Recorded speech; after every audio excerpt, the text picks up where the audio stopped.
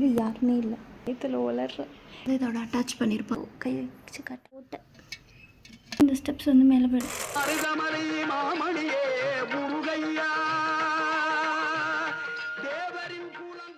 வந்து இப்போ ஒரு இடத்துக்கு வந்திருக்கோம். என்னென்னா இந்த வீட்டில் வந்து யாருமே இல்லை. ரொம்ப நாளாக யூஸ் பண்ணாமே இருக்க ஒரு வீடு. அது வந்து க்ளீன் பண்ணி மட்டும் வச்சுட்டு போவாங்க. வீடு இங்கே இருக்கா. ஸோ இதுக்குள்ளே வந்து ஜென்ஸ் யாருமே போக மாட்டாங்க. சாரி, ஐயோ பயத்தில் வளர்ற.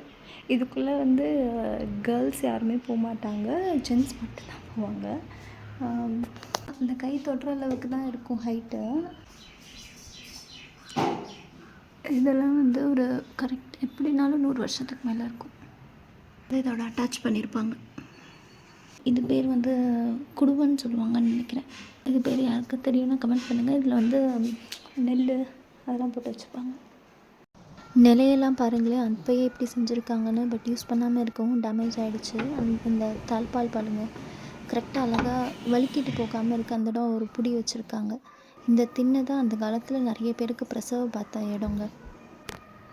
அந்த இடத்துல ஒரு ஹோல் தெரியும்.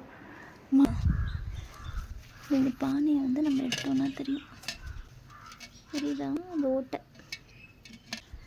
நெல் காய வச்சுட்டு அப்படியே உள்ளே தள்ளிடுவாங்க. இந்த இடம்லாம் பாருங்கள், இதெல்லாம் அந்த காலத்தில் கட்டினது. இதெல்லாம் இங்கே வந்து படிக்கட்டு வந்து இங்கே இருந்தது. இப்போ கல் வச்சு இதெல்லாம் அடைச்சிருக்காங்க. இந்த கல்லை நூற்றுனா இந்த பூச்சி எதுவும் இருக்கான்னு தெரில. இது படிக்கட்டு, இங்கே படிக்கட்டு, அங்கே படிக்கட்டு. அப்படியே இந்த ஸ்டெப்ஸ் வந்து மேலே போயிடும். இதுவும் பார்த்திங்கன்னா தெரியும் ஒரு கல். இந்த கல்லோட சப்போர்ட்டில் டோட்டல் பில்டிங்குமே நிற்கும்.